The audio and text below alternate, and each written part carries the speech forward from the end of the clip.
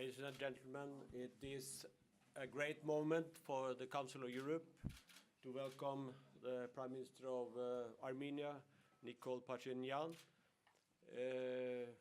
We have had a very good meeting, and of course I have praised the Prime Minister for what has happened in Armenia, that Armenia, the people of Armenia and the authorities completed a peaceful and democratic transition based on the constitution.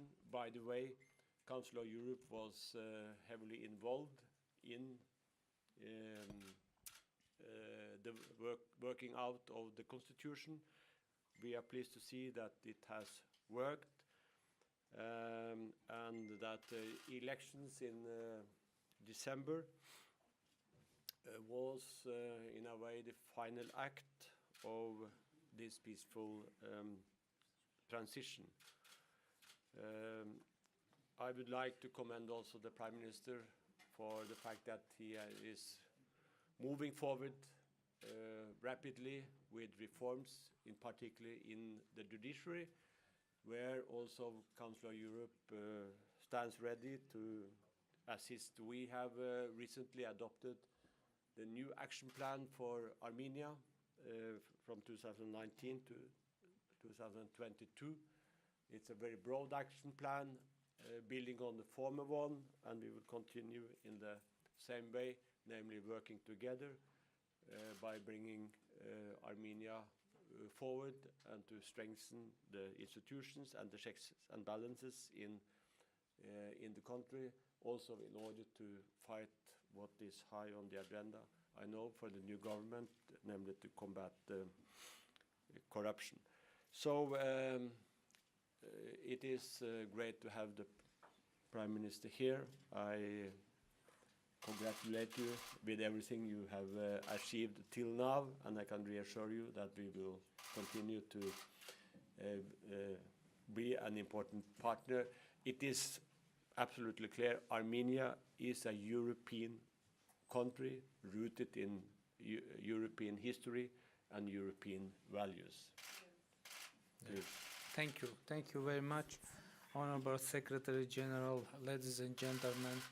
I would like to thank one more time Secretary General Jagland for warm welcoming. And yes, we discussed a wide range of bilateral agenda, and we stated that during the revolution, Armenia proved one more time that it is really a European country. And for that, what was very important, it was the statement that democratic revolution in Armenia, the revolution of love and solidarity, was fully domestic, domestic idea and domestic political process, and no one foreign force was involved in our political processes. And that proved one more time that democracy fully derives from our people's mindset, from our people's wishes. And now there is no doubt that Armenian government fully devoted to the democratic reform agenda. And of course, we need to state as well that the activities that Council of Europe was doing in Armenia since the accepting Armenia as a full member of the Council of Europe, that the activities were very supportive for the democratic changes in Armenia. And of course now, when we can state that Armenia already is a democratic country, now also we hope and we need for support from Council of Europe, because we need that huge experience that Council of Europe has implementing and succeeding in democratic changes and establishing a real and institutional democracy, rule of law, freedom of speech, human rights protection, independent judiciary, etc. And we agreed that we will continue to cooperate fully in making Armenian democracy stronger and stronger. Time for some questions, please. Yes. After the Vienna meeting, Defense Minister Thorbjørn gave a statement which contradicts your attitude towards the meeting. What would you like to say about that? You know, I don't think that there is a contradiction. It is an issue of the interpretation of situation, because you know our only proposal is to stop to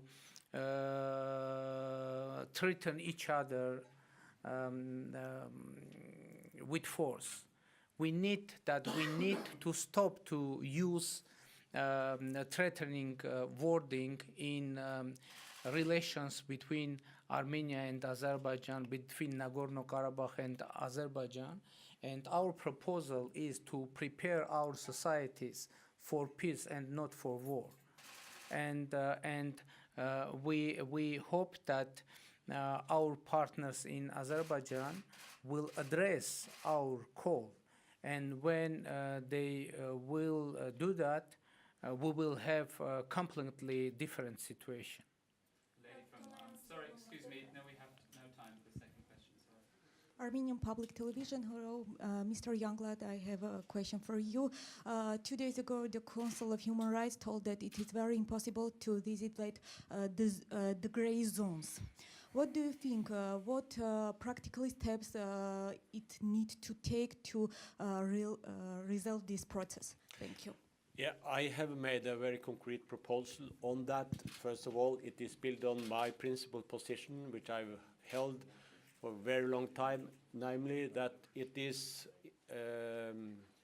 unacceptable that Council of Europe monitoring bodies and the Human Rights Commissioner cannot work in certain areas on the territory of Europe, the so-called grey zones, and Nagorno-Karabakh is such a grey zone for us because we are not able to work there because it is being blocked. My proposal is that we should now look at the mandate of the Human Rights Commissioner, which is a very wide one, and that the Commissioner should have right to go everywhere she wants in the way she sees possible, and that this should be underpinned by a political statement, let's say, from the governments of Europe, so that this can be possible.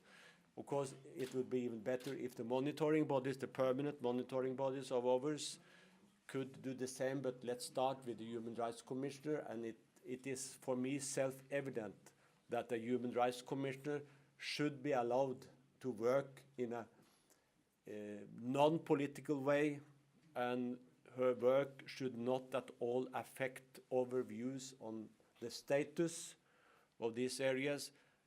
She is entertaining really a humanitarian work, full stop, and it should be seen like that.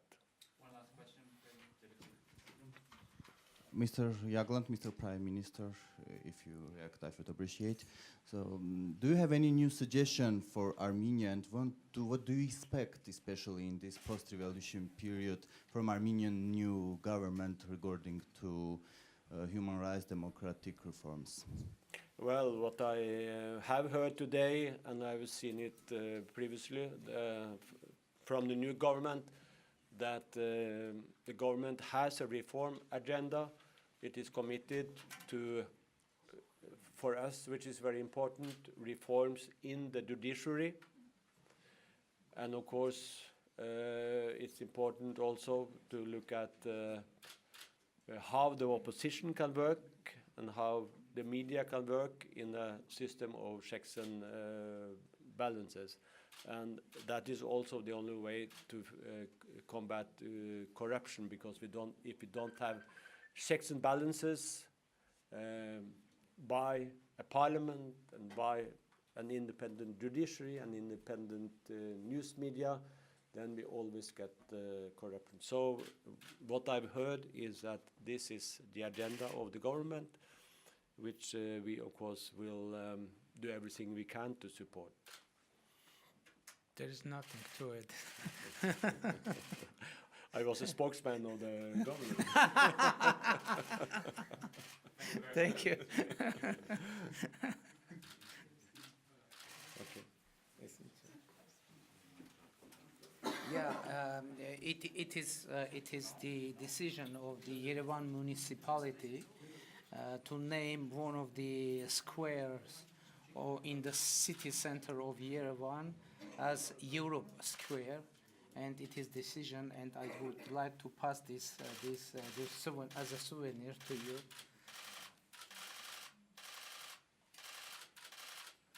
So we have Europe Square in Yerevan. Thank you very much. And it underlines what I said at the outset, that Armenia is a European country, has always been, and it is rooted in European history and European values. So thank you very much for that. Thank you. Thank you very much.